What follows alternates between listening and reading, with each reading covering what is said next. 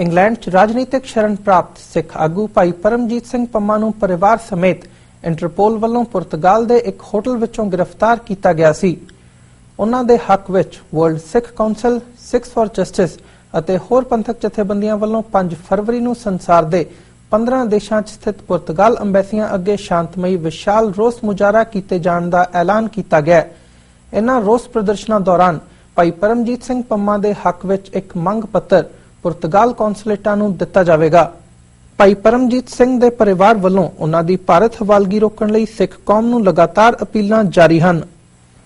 I just want to say that these children have the right to family life just like you and I do. Please help my dad to come home. We miss him a lot. And it's really important their dad, who they live and breathe, who they love, who is their whole life, should be returned on the 26th of January when he's next in court in Portugal. We want justice to be served. Please use the hashtag Save Paramjit Singh. Vaheguru Ji Ka Khalsa, Vaheguru Ji Ki Fateh।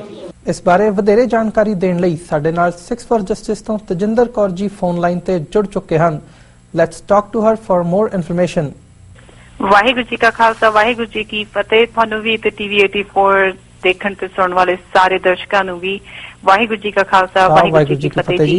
Tajinder Kaur जी, सब तो पहला मैं तुहाडे कोलों ही पुछना चाहूंगा कि जिहड़ा ਇਹ 5 फरवरी ਨੂੰ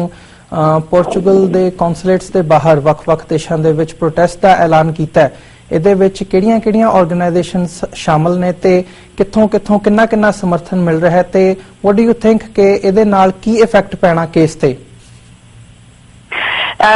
ਵਿਜੀ ਜਿਹੜੀ 5 ਫਰਵਰੀ ਨੂੰ ਕਾਲ ਦਿੱਤੀ ਗਈ ਆ ਦੁਨੀਆ ਭਰ ਦੇ ਵਿੱਚ ਜੀ ਆਰਗੇਨਾਈਜੇਸ਼ਨ ਇੱਕ ਕਾਲ ਜਿਹੜੀ ਹੈਗੀ ਆ ਇਹ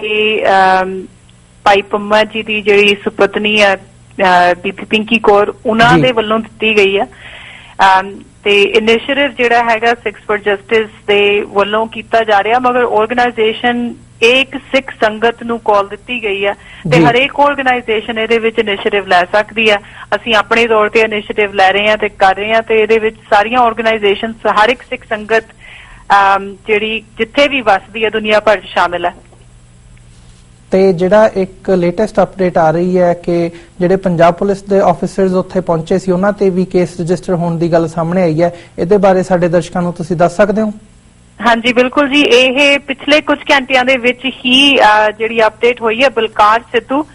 ਰਜਿੰਦਰ ਸੋਹਲ ਤੇ ਆਸ਼ੀਸ਼ ਕਪੂਰ, ਇਹ ਜਿਹੜੇ 3 ਆਫੀਸਰ ਸੀਗੇ ਪੰਜਾਬ ਪੁਲਿਸ ਦੇ ਭੇਜੇ ਗਏ ਸੀਗੇ ਭਾਈ ਸਾਹਿਬ ਭਾਈ ਪੰਮਾ ਨੂੰ ਵਾਪਸ ਲੈ ਕੇ ਜਾਣ ਦੇ ਲਈ ਜੀ, ਉਹਨਾਂ ਦੇ ਖਿਲਾਫ ਭਾਈ ਪੰਮਾ ਜੀ ਦੀ ਜਿਹੜੀ ਡਿਫੈਂਸ ਟੀਮ ਹੈ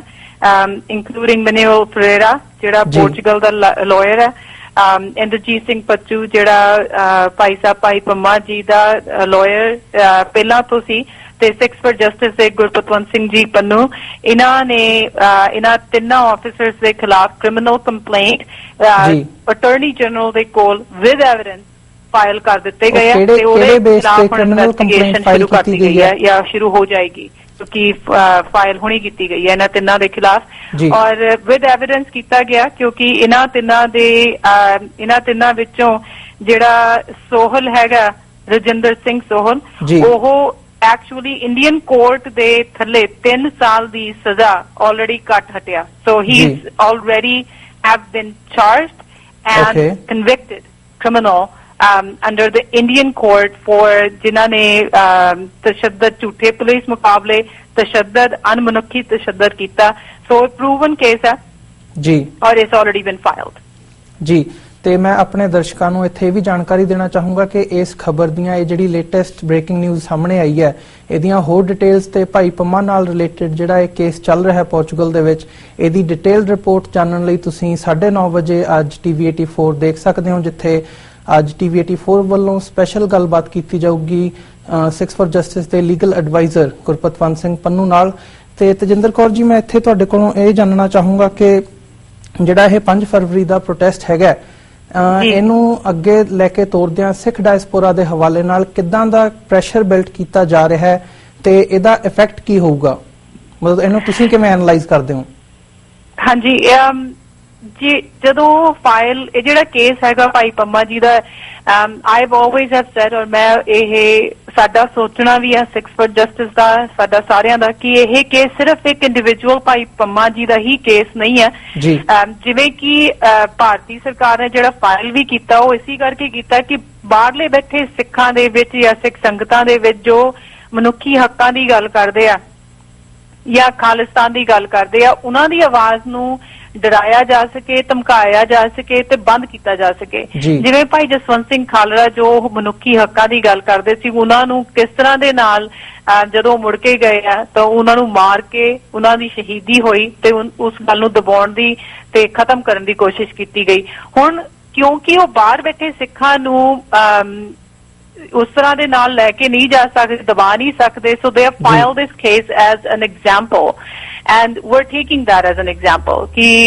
ਅਗਰ ਅਸੀਂ ਇਸ ਕੇਸ ਦੇ ਵਿੱਚ ਸਾਨੂੰ political pressure is the biggest thing and ਇਹ ਸਾਨੂੰ ਦਿਖਾਉਣਾ ਪੈਣਾ ਜਿੱਥੇ ਜਿੱਥੇ ਵੀ ਇਸ ਸੋਚ ਦੇ ਨਾਲ ਹਾਮੀ ਭਰਨ ਵਾਲੇ ਮਨੁੱਖੀ ਹੱਕਾਂ ਦੇ ਵਿੱਚ ਦਰਦ ਰੱਖਣ ਵਾਲੇ ਜਿੱਥੇ ਜਿੱਥੇ ਵੀ ਬੈਠੀ ਹੈ ਸੰਗਤ, ਕਿਤੇ ਵੀ ਬੈਠੀ ਹੈ, ਇਸ ਆਲ ਓਵਰ ਯੂਰਪ,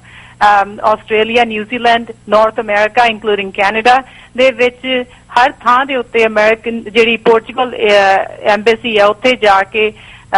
ਜਿਹੜਾ letter in support of Bhai Pamma and in support of Sikh human rights ਦੇ ਲਈ ਦਰਜ ਕੀਤਾ ਜਾਏ ਤੇ ਉਹਦੇ ਨਾਲ ਇੱਕ ਪੋਲੀਟੀਕਲ ਪ੍ਰੈਸ਼ਰ ਬਣਦਾ। 20,000 ਈਮੇਲਸ ਆਲਰੇਡੀ ਪ੍ਰੈਜ਼ੀਡੈਂਟ ਨੂੰ, ਜਿਹੜਾ ਪੋਰਚੁਗਲ ਦਾ ਪ੍ਰੈਜ਼ੀਡੈਂਟ ਨੂੰ ਭੇਜਿਆ ਗਿਆ ਔਰ ਇਹ was taken that as an account. ਹਰ ਇੱਕ ਗੱਲ ਦਾ ਆਪਣਾ ਮਹੱਤਵ ਹੁੰਦਾ ਤੇ ਜ਼ੋਰ ਆਬਵੀਅਸਲੀ ਪੈਂਦਾ ਤੇ ਸਾਨੂੰ ਲਾਉਣਾ ਵੀ ਚਾਹੀਦਾ ਕਿਉਂਕਿ ਇਹ ਸਾਡੇ ਕੋਲ ਹੁਣ ਟਾਈਮ ਹੈ।